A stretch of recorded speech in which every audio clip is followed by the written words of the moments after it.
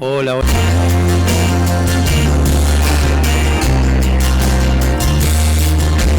Cruza el amor, yo cruzaré los dedos y gracias por venir. Gracias por venir. Gracias por venir. Gracias por venir.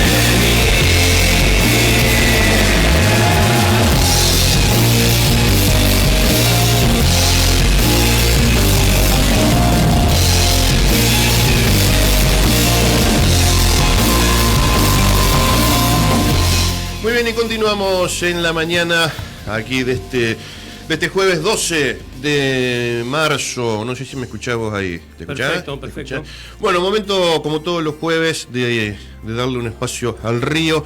Estamos con Fabio Baena. ¿Cómo anda, Fabio? Buen día. Buen día para vos, Julián, y para toda la audiencia. Y a Cerati, que nos da las gracias por estar acá. Sí, señor. Así es, exactamente. Complicado el jueves, ¿no? Con el clima. Raro, amaneció con una niebla, novedosa como para la época, pero ya se empieza a sentir los primeros días de otoño. Sí, señor. Bueno, ¿qué tenemos hoy? Mirá, vamos a hablar algo genérico en cuanto a los peces. Yo suelo usar una frase que los peces no caen del cielo. Ajá. Digamos, para que haya peces en el río tiene que pasar un montón de cosas, no es casualidad de que haya peces en el río. Y eso tiene que ver mucho con la reproducción de los peces. Y algo que se percibe mucho es en función de las condiciones climáticas y hidrológicas, digamos, según el estado en que está la altura del río. ¿Qué pasa? Los peces se reproducen siempre, en general se reproducen siempre más allá de la altura del río. Tiene que ver con cuestiones climáticas, la temperatura es fundamental para que haya estímulo para que los peces se reproduzcan. Yeah. Lo que sí mejora mucho cuando el río está alto porque hay mayor porcentaje de sobrevida. Se entiende que cuando vamos a hablar del sábalo en particular. Una hembra de 42 centímetros, que es la talla mínima que se permite para extracción, esos 42 centímetros significa que ese sábalo se reprodujo al menos 2 veces, se toma ese número de 2 veces que se reprodujo para garantizar de que, porque no es tan finito el número, sino que para garantizar que por lo menos alguna vez se reprodujo, suelta una hembra más o menos de esa talla 500.000 de ovocitos. Ajá. ¿Qué son los ovocitos?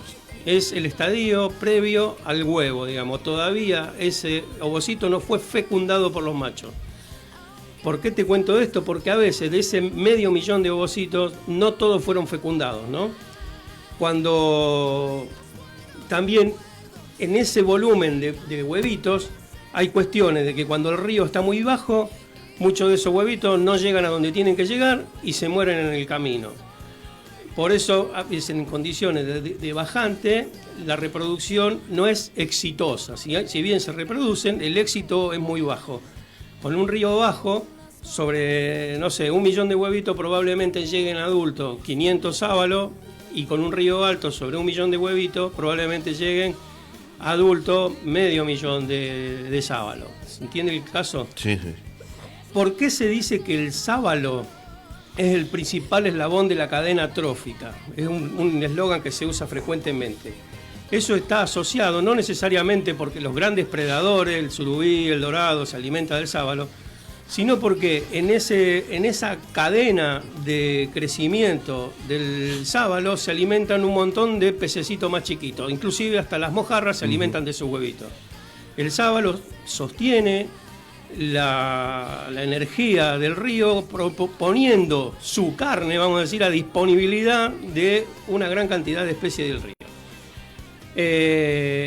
Hay un concepto que yo suelo usar, que solemos mirar el individuo, un dorado de 8 o 10 kilos. Para que ese dorado de 8 o 10 kilos llegue a ese tamaño es porque en el medio se quedó, qué sé yo, la mitad en el camino, ¿no? Es una relación, y es natural, eso es natural, de que sobre cierta cantidad de huevitos llegue uno solo adulto. Al margen de esto, empiezan a aparecer un montón de agentes externos que afectan a las poblaciones, ¿no? Una población se entiende como el conjunto de peces en toda su estructura, desde el huevito hasta un bicho adulto de cierta especie. Principalmente hay condiciones naturales, como te decía. A un huevito no se lo comen los peces más chiquitos, se lo comen a medida que van creciendo, se lo van comiendo otros peces un poquito más grandes. Y también, qué sé yo, el calor, las bajantes, todas esas cuestiones afectan que se vayan muriendo pescaditos en el camino, por eso no llegan todos a la talla necesaria que uno pretende para captura. Y aparte después se empiezan a agregar otros agentes externos, antrópicos, digamos, que los provoca el hombre, para reducir que van reduciendo esas poblaciones. Fíjate una cosa, en el Mundial 78, la canción del Mundial 78 decía que éramos 25 millones de argentinos, que jugaremos el Mundial. Ya estamos casi a 50 años de ese Mundial. En el 2028 se van a cumplir 50 años de ese Mundial. Y la población de Argentina se duplicó. En 50 años, hoy el censo del año pasado creo que dio 47 millones de argentinos, o sea, de 25 en el 78 estamos casi cerca de 50 para el 2028. ¿Qué significa esto? Que la presión sobre los peces en el río también se duplica. Y la cantidad de peces en el río siempre es la misma o incluso es menor por todos esos agentes externos que solemos venir hablando de con respecto al carcarañá, por ejemplo. Tenemos los agentes externos que agreden a las poblaciones, principalmente, digamos, por un estudio hecho por la Unión Internacional de la Conservación de la Naturaleza, que es una entidad internacional donde participan instituciones privadas, instituciones públicas, los gobiernos, se junta toda esa gente ahí y define pautas. Se estima a nivel global, no particular de Argentina ni de América, sino que a nivel global, en todo el planeta, que el principal agente agresor contra las poblaciones de peces es la contaminación de los ríos. Siempre hablando de peces de agua dulce. Atrás de la contaminación vienen las especies exóticas, la introducción de especies exóticas. Acá tenemos un caso muy común que es la carpa, que también afecta a las poblaciones de los peces autóctonos. Atrás de eso viene la sequía, que la sequía también lo hemos vivido durante 2 o 3 años y todavía quedan resabios de sequía porque el río todavía no está muy estable como generalmente lo solemos ver. Es otro agente, digamos, el orden que te estoy dando es lo más agresivo, de mayor a menor agresivo. Atrás de eso vienen las represas, que también son agentes agresivos a las poblaciones. Después viene la pesca por alimento, la pesca comercial, la de extracción, y por último la pesca deportiva. Para tener una idea que a veces nosotros nos quedamos con la imagen de que la pesca es que el pescador hace daño. Que hace daño, tenemos que entender en todo ese proceso de maduración del pescadito, desde los huevitos a la larva, el qué sé yo, los que llegan adultos están implicados en un montón de problemas que tienen que ver con contaminación, especies exóticas, extracción de agua, sequía, represa y toda esa historia. O sea que nosotros nos quedamos con el ejemplo más simple que la mente nos propone, que es ver cuando se saca el pescadito, del agua. Entonces decimos, hay menos pescado porque se sacan del agua, pero lo que no se ve es por qué hay menos pescado, porque no se reproducen. Ahí va. No es culpa del pescador. No es culpa, en síntesis no, de ninguno de los pescadores, sean comerciales o deportivos, si matan, si no matan, el deportivo, qué sé yo. Digamos, todo implica, ¿no es cierto? Todo implica. También lo que pasa es que es más fácil a veces enojarse con el pescador. Intervenir, Claro. Intervenir sobre la gente, que no es más difícil intervenir sobre la contaminación, sobre la represa y sobre la sequía, imposible intervenir, que muchas están asociadas a lo que es la tala de los montes, donde las lluvias cambian su ciclo.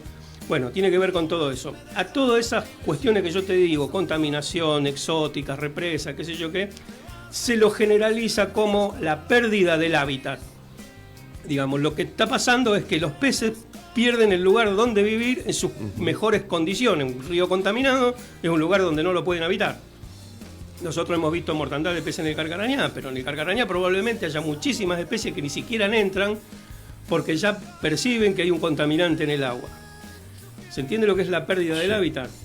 Bueno, en términos generales, más o menos este es un pantallazo de lo que sería el concepto de la conservación o el estado de las poblaciones de los peces. Sepamos entender que esa duplicación de población en Argentina en los últimos 50 años no solo tiene que ver con qué sé yo, si una persona antes comía un pescadito, ahora son 2 personas que comen un pescadito. Si hay 2 pescadores que se llevan un amarillito, ahora son 2 pescadores que se llevan un amarillito. Se duplicó la intención. Además también se acerca cada vez más gente al río, además también hay cada vez más gente que le interesa comer pescado, y principalmente también se incrementó todo lo que tiene que ver con los agentes contaminantes, exótica, la extracción del agua para las arroceras, no sé, la sequía, todo eso se incrementó también. Entonces, digamos, el daño que se le hace a las poblaciones de peces tiende cada vez más a hacerse más complejo, porque la tendencia de que crezca la población, digamos, cuando vos tenías 25 millones de habitantes, tal vez no necesitabas la represa de Yacyretá. Ahora que somos 50 millones de habitantes, necesitas Yacyretá y tal vez necesite otras represas más. Entonces, esas cuestiones son las que van poniendo condiciones. Y siempre nos sale más caro a lo que estamos río abajo. Ni hablar. Ese es un dato interesante. Para ver, porque Gaboto recibe toda el agua que viene hasta de la provincia de Córdoba. A medida que te vas más al oeste, digamos, aguas arriba de Carcarañá, las incidencias sobre las poblaciones de los peces son menores, no solamente de la población de los peces, sino de la calidad del agua y un montón de otras cuestiones. Mirá qué detalle que estuve viendo, no sé si viste, Joaquín hace poquito publicó un mapa en su espacio que tiene Museo Histórico de Gaboto, Museo Histórico Virtual de Gaboto, publicó un mapa antiguo sobre cómo estaba loteado Gaboto. Y hay una particularidad muy interesante. Las costas del arroyo Monje casi triplican lo que tiene de costa Gaboto sobre el río Carcarañá. Acá generalmente nos concentramos en el río Carcarañá porque Gaboto como ejido urbano está implantado en el encuentro de los 2 ríos, Carcarañá y Coronda. Sin embargo, la costa del arroyo Gaboto tiene un territorio, una longitud mucho mayor que la que tiene sobre el Carcarañá, y podríamos decir que ese arroyo está un poquitito olvidado en el patio de la casa de Gaboto. Así que detallecitos. Detalle no menor. No menor, pero viste, qué sé yo, uno no lo conoce. Y esa costa tiene unos atractivos enormes, como por ejemplo una cascada. Vos decís, hay una cascada en Gaboto. Bueno, está sobre el arroyo Monje. Atractivos turísticos, llamémosle. No es fácil acceder, pero están ahí y se pueden... Bueno, todas esas cuestiones que se asocian al turismo de Gaboto, que creo que es una fuente importante de trabajo, que siempre hace falta meterle un poquito más de pila, me parece. Opinión personal. Sí. Así que, bueno, mirá qué pequeño dato perturbador, dice un famoso TikToker. Fabio, bueno, no sé si te queda algo más para... No, en principio para agregar. Es esto, espero que haya sido más o menos claro. Y bueno, y todos los jueves voy a ir trayendo algunas curiosidades del río y algún tip particular, digamos, como el caso de los ríos, el Monje, el arroyo, el río Carcarañá, y todas estas cuestiones chiquititas que también ayudan a que la comunidad se informe, que entienda y que espero sea útil. Así es, bueno, Fabio, 1.000.000 de gracias y será hasta la semana que viene. ¿Cómo no? Perfecto. Ahí pasaba Fabio Baena con la información del río como todos los jueves. Nosotros seguimos en Arriba Gaboto aquí en Vanguardia. Dale. Memoria hostil de un tiempo